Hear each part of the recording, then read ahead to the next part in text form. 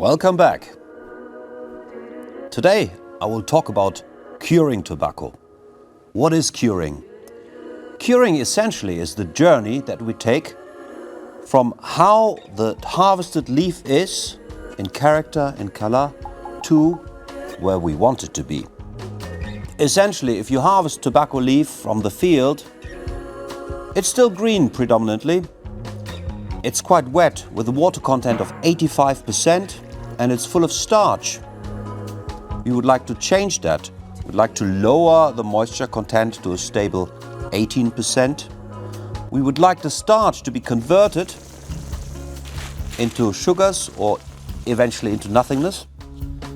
And we want the color to change, of course, from green to wherever we wish the color to be. Essentially, there are 4 different ways of curing tobacco.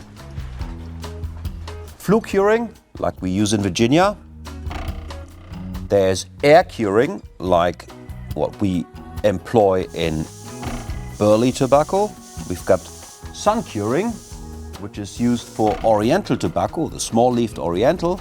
And finally, there's dark fire curing for the dark fire cured tobacco. Today, I will concentrate on the most complicated of all, which is flue curing. A flue curing barn essentially is a closed building with a heat source and an ability to control ventilation, just like in this picture here. What normally happens, leaves are harvested and they are either tied to sticks or they're put into metal clamps or they're put on some sort of wooden shelving, and the barn is closed.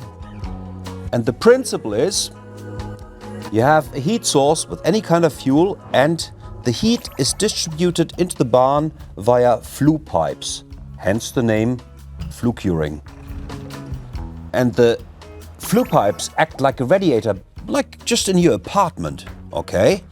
And the heat from these flue pipes rises, passes the tobacco leaves, warms them up and eventually picks up some of their moisture and then exits. This is the principle of a flue curing barn. The more modern types of barns do not rely just on the convection going up. Basically, you've got a forced air system where a ventilator goes via a heat exchanger and forces the air through the barn. And I will talk about the other curing processes in another video. See you then.